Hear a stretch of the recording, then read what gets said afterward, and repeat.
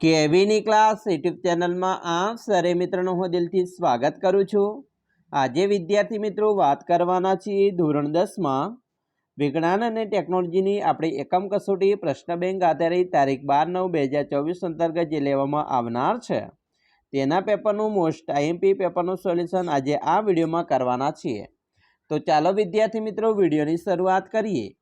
તેના પહેલાં તમે ખાસ ચેનલમાં નવા આવેલા હશો તો ચેનલને મિત્રો અવશ્ય સબસ્ક્રાઇબ કરી વિડીયોને લાઇક અને શેર કરવાનું પણ ન ભૂલતા। ગુજરાત માધ્યમિક અને ઉચ્ચતર માધ્યમિક શિક્ષણ બોર્ડ ગાંધીનગર દ્વારા આપણે પ્રશ્ન બેંક નંબર 3 ધોરણ 10માં વિજ્ઞાન અને ટેકનોલોજીનું જે એકમ કસોટી લેવામાં આવનાર છે તેના મિત્રો એકમ કસોટીનું સોલ્યુશન આપણે જોઈએ। સૌપ્રથમ વિદ્યાર્થી મિત્રો અહીંયા જે પ્રશ્ન નંબર 1 છે જે વિભાગ નંબર એ ની અંદરથી પૂછાવાનો છે જેમાં ક છે बहुविकल्प प्रश्नों माटे योग्य विकल्प पसंद करी जवाब लखो।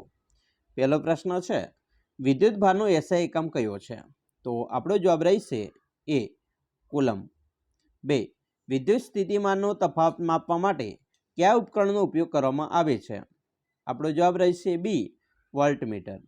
3 नीचेनामांथी क्यू पद परिपथमां विद्युत पावर दर्शावतुं नथी आपणो जवाब रहीशे बी IR नो स्क्वेर। 4 गरम पानी मेळववा माटे सोलर वॉटर हीटरनो उपयोग आपणे क्यारे करी शकीए नहीं तो वादळवाळो दिवस होय त्यारे। 5 नीचेनामांथी केवो पुनः अप्राप्य ऊर्जा स्त्रोत छे आपणो जवाब रहेशे सी अश्मीभूत बळतण। 6 बायोगेसमां मुख्य घटक वायु केवो छे आपणो जवाब रहेशे ए मीथेन। हवे आपणे ख नी वात करीशुं। आपेला विधानो साचा बने ए रीते खाली जग्या पूर्ण करवानी छे। पहेलुं छे विद्युत प्रवाह मापवा माटे एमीटर उपकरण वपराय छे। बीजू विद्युत परिपथ में परिपथनो अवरोध बदलवा माटे उपयोगमां लेवाता साधन ने रियोस्टेट कहे छे। त्रीजू अवरोधकतानो एसआई एकम कूलम एम छे। 4 पवनचक्कीनी टर्बाइननी जरूरी गति चालू राखवा माटे पवननी गति खालियाथी वधु होवी जोईए तो 15 किलोमीटर प्रति कलाक थी वधु होवी जोईए। 5 सोलर सेल बनावा माटे उपयोगी मुख्य तत्व तो सिलिकॉन है। 6 थर्मल पावर प्लांट में बळतणना दहन माटे दहन द्वारा उष्मा ऊर्जानु खालिया ऊर्जा में रूपांतर थाय छे तो विद्युत ऊर्जा में। हवे आपणे ग नी वात करीशुं। आपेला विधानो खरा छे कि खोटा ते जणावो। जेमां पहेलुं छे आपेला आडछेदमांथी एकम समयमां वहेता विद्युत भारना जथ्थाने विद्युत प्रवाह कहे छे तो आ विधान साचुं छे। बीजू वोल्टमीटर ने हमेशा जे बिंदुओ वच्चे विद्युत स्थितिमाननो तफावत मापवानो होय तो तेमनी वच्चे श्रेणीमां जोड़वामां आवे छे तो आ विधान खोटुं छे। मित्रों अहींया श्रेणी केवी पण समांतर श्रेणीमां। त्रीजू रबर ए विद्युतनो सुवाहक पदार्थ छे तो आ विधान पण खोटुं छे। चौथुं उत्तम ऊर्जानो स्त्रोत एकम कद दीठ वधारे मात्रामां ऊर्जा आपे छे तो आ विधान साचुं छे। 5 मीथेन एक ग्रीन हाउस वायु छे तो आ विधान पण साचुं छे।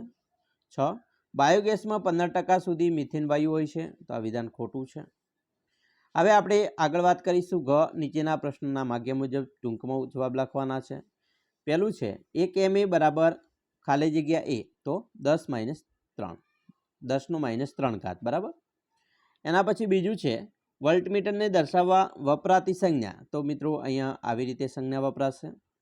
त्रीजू बे अवरोधों R1 और R2 ने समांतर जोड़ेला है तेनो समतुल्य अवरोध शोधवानुं सूत्र लखो तो 1/R बराबर 1/R1 वत्ता 1/R2।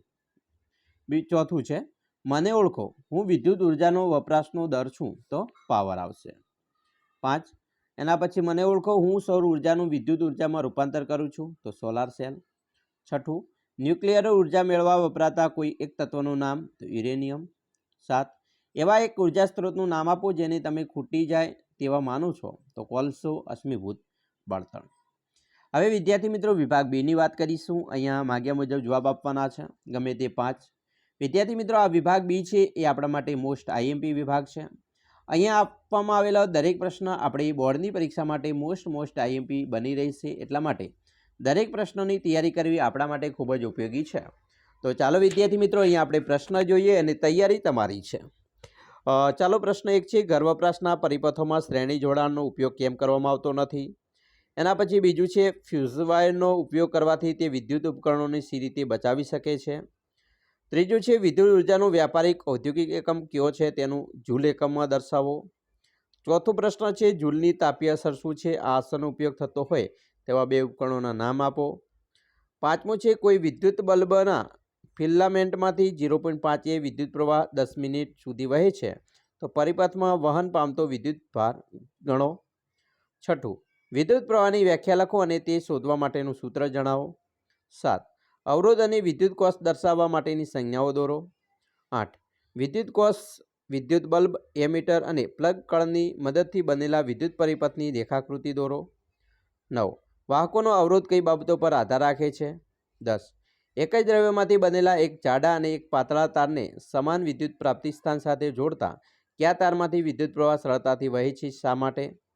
11, એક વિદ્યુત બલ્બને 220 વોલ્ટના જનરેટર સાથે જોડેલ છે તો વિદ્યુત પ્રવાહ 0.50 એમીટર છે તો બલ્બનો પાવર ગણો.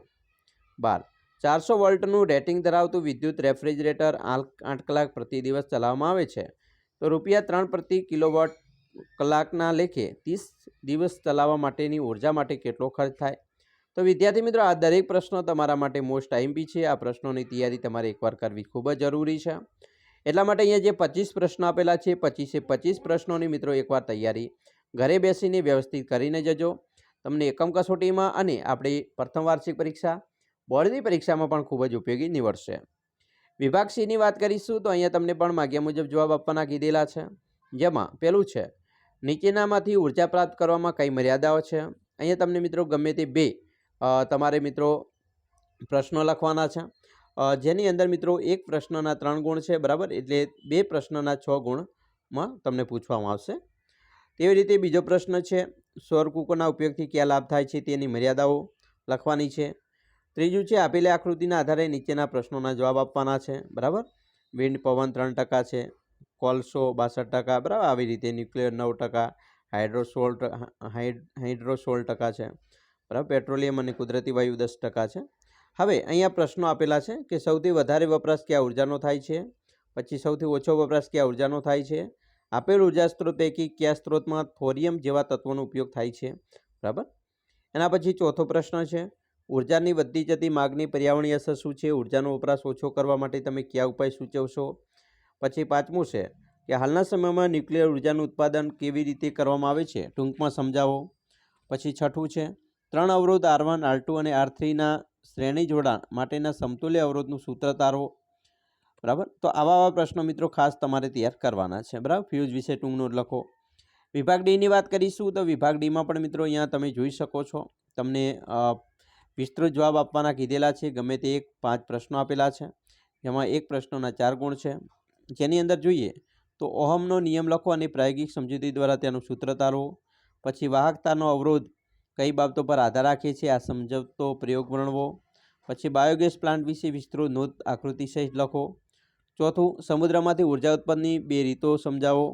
અને 5, વિસ્તૃત નોંધ લખો સોલર કુકર. તો હવે આવા પ્રશ્નો છે મિત્રો તમારે મોસ્ટ આઈએમપી છે અને તૈયાર કરવા ખૂબ જ જરૂરી છે. આશા રાખીએ છીએ તમને આપણો વિડીયો ખૂબ જ ઉપયોગી નીવડશે અને ખાસ વિડીયો ગમે હોય તો મિત્રો લાઇક, શેર અને સબસ્ક્રાઈબ કરવાનું પણ ન ભૂલતા.